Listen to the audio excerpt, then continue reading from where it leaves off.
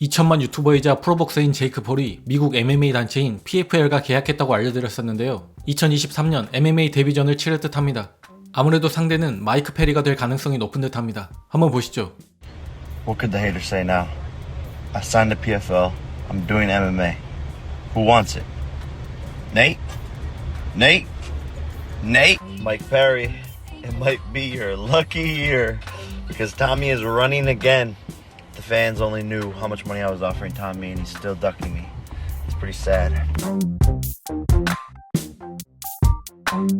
제이크 폴의 PFL 입성 소식에 전 UFC 파이터 샘 엘비가 반응했습니다. Huge news. Jake Paul is signed to fight MMA. He's fighting for the PFL. I really do like the PFL.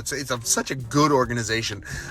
Who do you guys think he's going to call out first? My prediction, Royce Gracie. 지난 12월 31일에 데이나 화이트와 그의 와이프 사이에 있었던 폭행 장면이 공개가 되면서 데이나 화이트는 많은 비난을 받고 있는데요. MMA 저널리스트 에리얼 헤라니가 사건에 관련해 목소리를 높였습니다.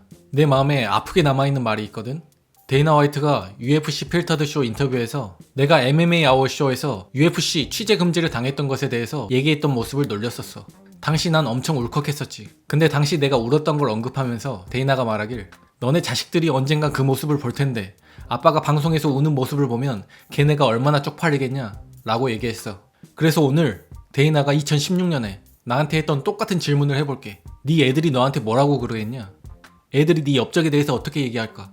네가 파이터를 대하는 방식, 사람들을 대하는 방식, 네 사업적 관행에 대해서 말이야.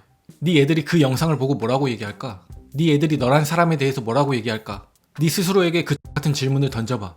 네 애들이 너에 대해서 뭐라고 얘기할까? 라고 얘기했습니다. 과거 에리얼 헤라니는 UFC 199 취재 현장에서 데이나 화이트에게 쫓겨나고 UFC 취재 금지를 당한 바 있습니다.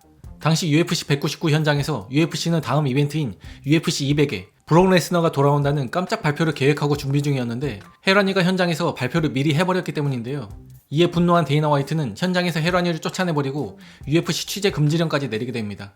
해당 사건 전에도 헤라니가 파이터들을 인터뷰하면서 UFC 페이에 대해서 다루고 얘기했던 그런 게 마음에 안 들었던 데이나 화이트는 당시 사건까지 더해지면서 폭발했던 거죠.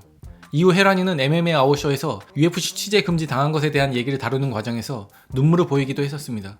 그 후 데이나 화이트는 그 모습을 조롱하면서 헤라니의 아이들까지 언급했고 이에 에리얼 헤라니는 약 7년이 지난 2023년에 그 발언을 그대로 돌려주며 복수했습니다. 참고로 데이나 화이트는 불과 몇 주 전 패디 핀블렛의 유튜브에 출연해 에리얼 헤라니를 비난하며 욕을 할 만큼 여전히 헤라니에 대한 반감을 갖고 있습니다. 또한 데이나 화이트의 폭행 사건의 여파로 데이나 화이트가 프로모션하는 파워 슬랩 리그가 TBS 방송 스케줄표에서 사라지면서 시작부터 위기를 맞고 있는 상황입니다. 또한 지난 경기에서 일리아 토프리아에게 패배한 UFC 패더급 브라이스 미첼이 당시 몸이 안 좋았음에도 경기를 할 수밖에 없었던 이유를 공개했습니다. 당시 계좌에 몇천 달러가 남아있었거든.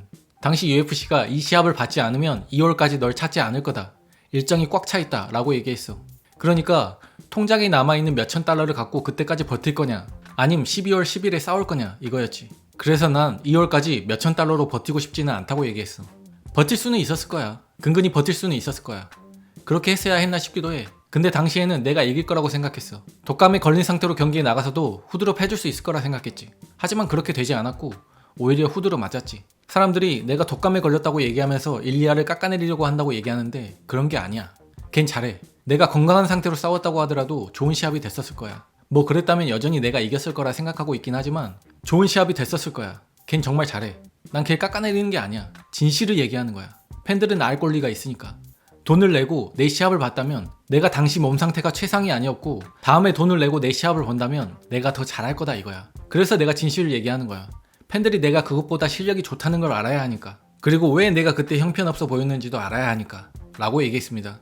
또한 체중 감량에 대한 생각도 밝혔습니다. 내 생각에 e스포츠를 망치는 가장 큰 요소가 감량이야. 마음만 먹으면 5분 안에 해결해 버릴 수도 있는 문제지. 더 이상 감량하지 마. 그냥 네 몸무게로 싸워 라고 말이야. 그냥 경기 들어가기 5분 전에 체중계에 오르는 거야.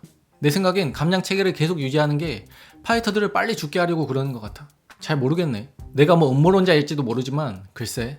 근데 그렇게 감량을 많이 하게 되면 진짜 빨리 죽는다고. 몸에 좋지 않아. 감량을 할 필요가 없다면 파이터들이 커리어를 더 길게 이어나가고 돈도 더 많이 벌 수 있을 거야. 이렇게 감량을 할 필요가 없어. 불필요한 일이야 라고 얘기했습니다.